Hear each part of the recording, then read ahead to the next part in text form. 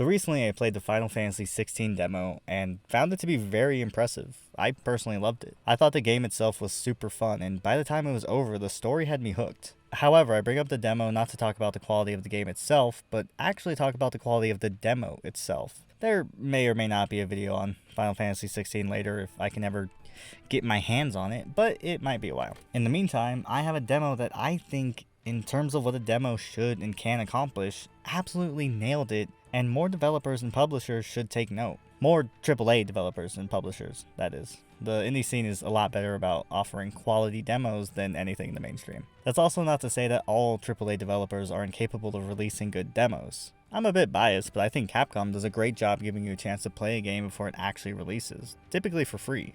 Street Fighter 6 and Exoprimal being great examples of recent games with free betas that gave players a chance to see what the game has to offer. I mean, every modern Resident Evil game has had at least one free playable demo to check out. To me, that just shows Capcom has a lot of confidence in their games.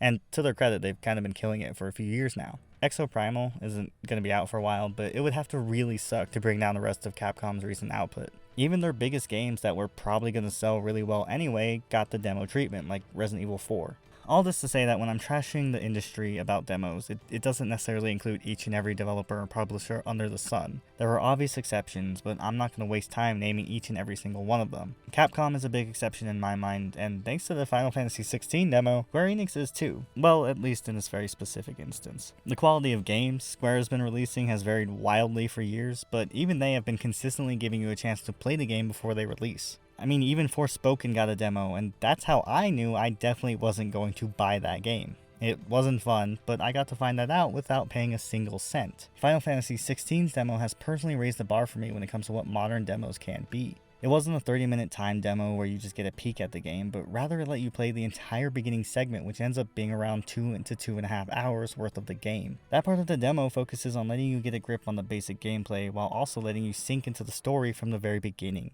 I didn't know anything about the story or even really care what the story was before playing, and now I'm dying to see how the rest of the story unfolds. And the best part is that your save file from the demo can be carried over to the main game so you don't have to play through it again on release. Love that so much. That is awesome. While playing the story bit of the demo, I was a little concerned that I wouldn't really get a solid chance to experience the combat of the game. However, Square knew this might be an issue, so they included an extra bit in the demo that lets you play a later section where the combat is more expanded. This adds another 30 minutes to the overall demo. I love that a lot too because it gave me a better understanding of how the combat would evolve as the game progressed, and it made me want to play more. I've played that section of the demo 3 times by now just because I was having so much fun with it that I didn't want to stop. Square Enix accomplished exactly what it set out to do with this demo. It gave me a big enough taste of the game that I am confident I want to play the rest. It made me feel like Final Fantasy 16 is worth full price and worth playing as soon as possible. I haven't played the full game yet at this point, obviously, and it might not even be released when this video goes up. And everything I just said could have aged really badly. But still, at this point I like the demo, and based on that alone, I have really high hopes for the game. Of course, that's not going to be the case for everyone. I'm sure there's a lot of people who played the demo and didn't enjoy it. They played it, gave it a good try, and decided that the game wasn't for them. And that's also great. That's the power of a good demo. Or really any demo. It allows players to make a more informed decision about how they want to spend their money. It can affirm hype, or it can take the hype out behind the barn and put it out of its misery. But either way, it's a better option for the player than spending $60 on something you end up hating. It should be mentioned that pre-ordering can be a dangerous game, and you should only do it if you have 100% confidence in the people making the game. I'm gonna pre-order Spider-Man 2 as soon as physically possible, because I have faith in Insomniac's ability to deliver a finished product that runs great and is a ton of fun to play. They have a near perfect track record, so they've earned the benefit of the doubt in my mind. I also don't begrudge people with a zero pre-order policy either. It's probably for the best. That's the smart thing to do. The way the industry is at this point, unfinished or broken games are everywhere, and it can be hard to know before release what exactly to expect. I think a possible solution is more demos for more games. I really do think that demos in general need to become a more standard thing in the gaming industry. Demos, along with more cautious pre-ordering, will go a long way to improving the gaming industry as it stands now. Imagine if games like Cyberpunk 2077 or Redfall released a playable demo before the game launched. It would have saved so many people so much money. Sure, Cyberpunk has a 5-hour next-gen demo now, but that didn't come out until 2 years after the game was released. Fat lot of good that does to people who expected a game that actually worked on launch. Redfall would have bombed even harder if people had seen what it actually looked like before they spent any money on it, and it would deserve it. And clearly not all demos are going to be as good or expansive as Final Fantasy XVI's. Like the Alone in the Dark prologue thingy, which is pretty much a terrible demo disguised as something like a quote-unquote prologue. They intentionally don't use the word demo because that carries expectations that it doesn't deliver on, but it's still a demo. Technically a playable demo too, but since the gameplay it offers is so paper thin, it might as well just be another trailer or one long cutscene. That kind of quote-unquote demo tells me nothing about how the final game is going to play or even look. For all we know, extra time was spent just getting those 10 minutes to look better than what the final game will actually look like. But even in this case, the quote-unquote demo has made me more apprehensive about the full game.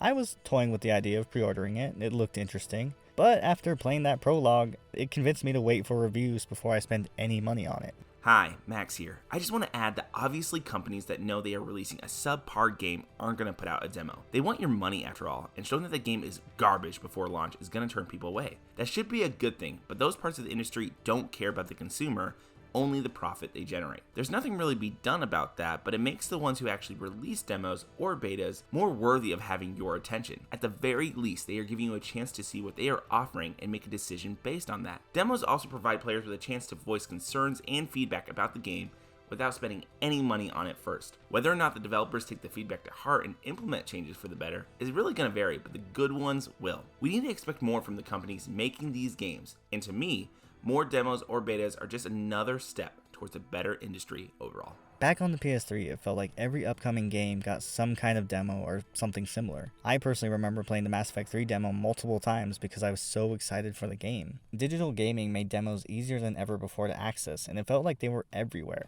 I recognize that demos never really disappeared entirely, but I think they became much less common during the PS4 era, and are due for a bit of a comeback. And seriously, I think they should be an industry standard. I know it's not an end-all be-all solution to the issues we as consumers are dealing with right now, but I do believe it would go a long way to making things better. As I said earlier, they give us players more information about what we are considering buying with our hard-earned cash, and how can that be a bad thing? Not every demo is going to be as beefy as Final Fantasy XV's, or as terrible as Alone in the Dark's, but they will all give us more of an idea of what we are spending our money on. I think just looking at which games even offer demos gives you some idea on what to expect from it.